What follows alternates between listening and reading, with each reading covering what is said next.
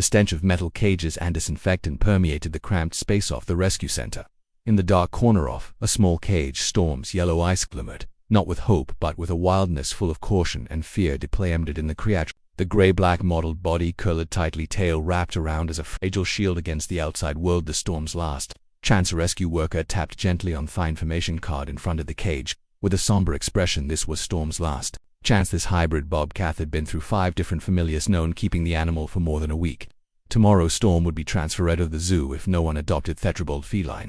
The information card was brief but haunting. Storm female, Bobcat hybrid, approximately 3 years old, reasons for return: bit children, destroyed furniture, attacked other cats, untrainable, attacked owners. A death sentence already signed for this unfortunate creature. My husband Alex stood motionless in front of the Kaji, his eyes never leaving Storm. There was a mything in his gaze that worried me. The same look he had when seeing the old car he was determined to fix, or when looking at the dilapidated house we currently lived in.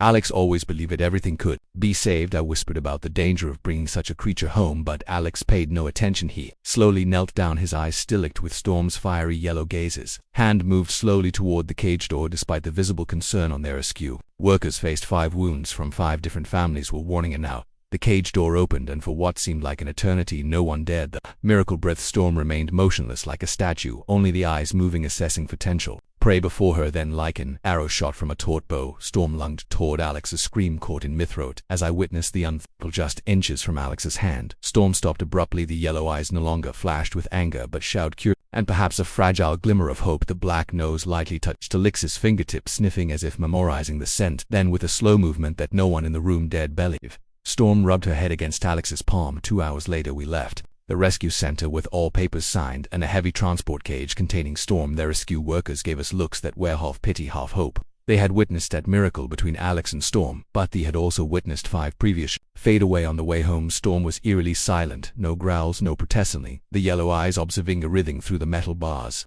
I expressed concern about Luna, our 10-year-old cat, too old to adapt to a wild creature like Storm, but Alex just intently at the cage, and inexplicable certainty clear in his eyes. The rescue Luna greeted us at the door as usual, her with light gray tail waving gently. But one Storm in the cage was brought in. Luna froze. The wild scent of the new creature had invaded her safe territory. Luna slipped away, disappearing into the familiar space under our bed. We placed Storm's cage in the living room and prepared, according to the rescue center's instructions, a private space, litter box, toys and food, everything a cat might need. Although Storm was not exactly an ordinary cat, Alex decided to let Storm get used to the new environment, not forcing her out of the cage. We ate dinner in tense silence, occasionally glancing toward the cage where the yellow eyes still followed every movement. Night fell and we decided to leave Storm alone in the living room. The cage door opened but the room door closed. Luna curled up safely on our bed, still tense but calmer. The clock struck midnight when the first noise rang out. A crash followed by the sound of claws scratching on wood. I jumped up, but Alex was faster, running toward the door. I followed, my heart racing. The scene in the living room was a nightmare come to life. Storm had escaped the cage and turned the room into a battlefield. The floor was torn, white cotton fibers covering the floor like snow. Curtains had been pulled down, the vase broken, and water spilled on the floor. And amid all the chaos, Storm was climbing up the bookshelf, knocking books and photo frames to the floor. Anger and despair welled up inside me when Storm heard us. She whirled around, back arched for standing on end, and a terrifying growl emanating from her throat. I begged Alex to return Storm the very next day, pointing out the devastation she had caused and the potential danger to Luna, but Alex didn't move. He looked directly into Storm's eyes, not with fear or anger but with understanding. He explained that Storm was scared, reacting instinctively to a strange environment. Then he decided to stay there, with Storm asking me to go back to the room with Luna through the door crack. I watched Alex slowly sit down on the floor amidst the wreckage. Storm was still on the shelf, still growling but no longer destroying things. As Alex didn't approach, simply sat there back against the wall, eyes closed. Time passed. Could have been minutes, could have been hours. Storm moved around the room, occasionally letting out small growls, sometimes scratching at furniture, but with diminishing intensity. Alex remained motionless. When the first light of dawn filtered through the window, I opened my eyes, not remembering when I had dozed off. I immediately rushed to the door, worried about Alex. The scent that greeted me was one of the moments I would never forget. Amid the Alex lay curled up on the floor, sound asleep and pressed against his back. Also sleeping was Storm. No more aggression, no more fear, just an exhausted creature who had found a bit of peace beside their first human who hadn't abandoned her. A week later, passed with small changes in their household routine. Luna had found secret pathways to move around the house without ever encountering Storm. High shelves under cabinets and the space beneath the bed became Luna's safe territory. Storm, on the other hand, The living room where Alex spent most of his time reading books working on his laptop or simply being present beside the gradually taming wild creature. I still kept a safe distance although Storm no longer destroyed furniture and had learned to use Thelator box. Those yellow eyes still watched me with high alertness. I was a threat while Alex was safety. That waist-clear boundary Storm had drawn Alex at a crescent me that Storm needed time after going through 5 different families. She didn't trust easily. She needed to see that we wouldn't abandon her like the others. That morning as I was preparing breakfast, strange sounds came from the living room. A small growl and a terrified cat scream. My heart nearly stopped when I recognized it as Luna's voice. I ran into the living room and the scene before me froze. The blood in my veins.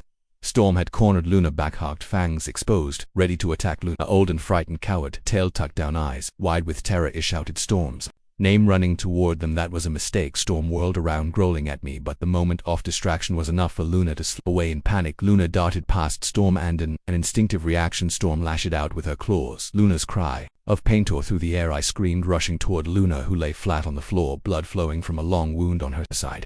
Storm backed away, but not out of fear. The yellow eyes still blazed, ready for another attack. I called for Alex through tears. Holding the trembling Luna in my arms, Alex ran in from the backyard, his face changing color as he saw the scene. Luna wounded in my arms, Storm still in attack posture, and me with tears of anger streaming down. I demanded Storm had to leave immediately. Of where she would go, Luna could have died. Alex said nothing, just looked from me to Luna, then to Storm. With a quick decision, he took the car keys and decided to take Luna to the vet, asking me to stay home with Storm. It protested vehemently, but Alex explained that Luna needed immediate medical attention, and if both of us left, Storm would panic, possibly destroying the house or escaping, never to return. Without disagreeing, I reluctantly agreed, handing Luna to Alex. Alex instructed me to keep me distance from Storm, not to try to approach her, just to leave her alone. He promised to return as quickly as possible when the door closed behind Alex. I stood there alone with Luna's attacker. Storm was still in the same position, but her posture had changed, not in attack mode but on high alert. I could see confusion in her eyes, as if she didn't understand why things had escalated this way. I retreated to the kitchen, keeping a safe distance, but still able to observe Storm. Time paced. Intense silence. Storm slowly moved to the tough armchair where Alex usually sat, climbed up and curled into a ball, ice never leaving me. 3 hours later, when the door opened and Alex walked in with the transport carrier, I was still sitting in the same spot, and Storm was still watching from the armchair. Alex announced that Luna would be fine. The wound wasn't as deep as we thought. The vet had stitched it open, given antibiotics. She needed respite, would make a full recovery. Though relieved at the news, my anger hadn't subsided. I demanded a serious talk about Storm. Alex nodded, but instead of sitting down with me, he walked towards Storm. He wanted to stop him, afraid. Storm was still in an aggressive state, but high size signaled for me not to worry. Storm didn't react when Alex approached. Daylow eyes only followed his every movement, but there were no signs of aggression. Alex sat down next to Storm and slowly he reached out his hand. Storm didn't rub against his hand as usual, but didn't avoid it either. Alex explained that he understood how I felt. Luna was our family, had been with us for 10 years. But Storm also needed a family. Counted that Storm had attacked Luna, but Alex believed it was because she was separate. Luna had inadvertently invaded space, and Storm didn't understand that this was Luna's home. She was only protecting the territory. She thought washers. I pointed out that this was exactly the problem. Beeped in Ronmo. Storm wasn't an ordinary house cat. She had wild instincts and didn't belong her. Alex asked for more time, just a few more days, and promised that if he couldn't create change, we would return Storm. I wanted to refuse, wanted to insist that Storm must leave immediately, but when I looked into Alex's eyes, I saw something that made me unable to say no. It wasn't just stubbornness, it was a deep conviction that he could do something that 5 previous familiars failed to do. I agreed to give him 3 days with the condition that if the experiment happened, Storm still couldn't coexist with Luna. She had to go. Luna was kept in your bedroom away from Storm. I spent most of my time beside Luna, stroking her soft and apologizing for letting her get hurt. Alex meanwhile stayed in the living room with Storm, only leaving when necessary. On the second day, Alex led me out to the hallway, suggesting I bring Luna if possible. I protested, adamantly, thinking he had lost his mind when proposing to bring Luna near Storm again, but Alex assured me he wouldn't let Luna get hurt again and asked me to trust him. With worry and doubt, I gently picked Luna up. She was still weak but able to move. I slowly opened the door, ready to slam it shut if I saw any sign of danger. Alex was sitting on the living room floor and on his lap was Storm. Immediately backed away, but Alex signaled for me to stop and asked me to look more closely. Storm wasn't looking at us. Her eyes were closed. Her body relaxed under Alex's hand. She was sleeping with no signs of aggression or alertness. Alex explained that Storm had exhausted herself after a sleepless night, constantly pacing and looking toward our bedroom door. He believed Storm was worried I was skeptical about Storm's ability to feel worry or remorse. How could a semi-wild creature have such complex emotions? But as I observed more carefully, I noticed something different about the way Storm lay. No longer the usual alert posture, but a surrender, as if she had lost all energy for defense and aggression. Alex suggested a bold experiment. He wanted me to sit down beside him with Luna still in my arms. I hesitated, but eventually slowly approached, all senses tense, ready to react if Storm showed signs of walking and darting. When I sat down next to Alex, Storm opened her eyes. The yellow eyes immediately searched for Luna, and I felt my body stiffen, ready to protect Luna at all costs. But what happened next shocked me. Storm looked at Luna, not with a predatory or hostile gaze, but with cautious curiosity.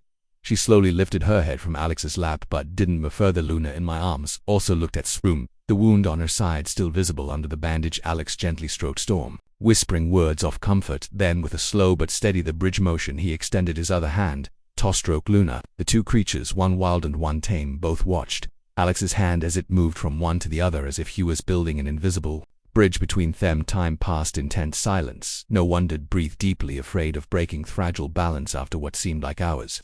Storm did something no one expected. She slowly stretched her neck toward Luna, her nose slightly trembling. She inhaled the old cat scent. Luna stiffened in my arms, but didn't try to escape. Then, with astonishing gentleness, Storm lightly licked Luna's eye once before lying back down on Alex's lap, eyes still open but no longer rillet. In that moment I saw what Alex had seen from the beginning. Storm wasn't an untamable wild animal.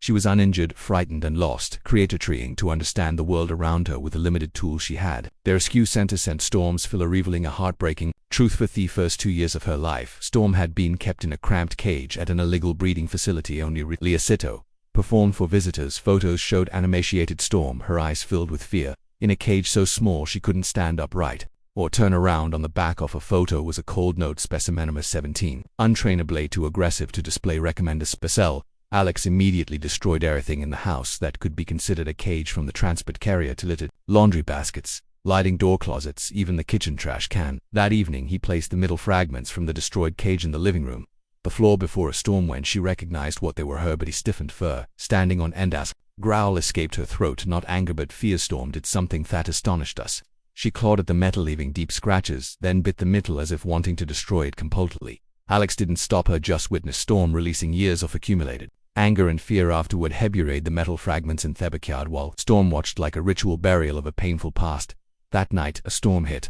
A scream woke us, a sound unlike anything we'd ever heard from Storm. We found her rolling on the clawing at herself, eyes open but seeing nothing, as if she were somewhere else entirely. Alex held Storm tightly at spite, the sharp claws digging into his skin. He didn't let go, just held tighter, whispering soothing words. Gradually Storm's struggles weakened. She lay still in Alex's arms, her entire body trembling. That was Storm's worst crisis, but not her last. In the following weeks she still occasionally had moments of panic, especially during thunderstorms or loud noises, but each time we were beside her, until the nightmare passed. Gradually the crisis being less frequent. Storm began seeking us out when she felt a crisis coming, rather than facing it alone. That was major progress, a sign of developing trust. One quiet evening Storm jumped onto the sofa, and instead of sitting next to Alex as usual, rested her head on me lap. I placed my hand on Storm's head and she didn't flinch. Instead she closed her eyes, a small purr emanating from her throat. In that moment all remaining doubt in me dissolved. Storm wasn't just Alex's pet, she was part of our family, with all her wounds, fears and fragility.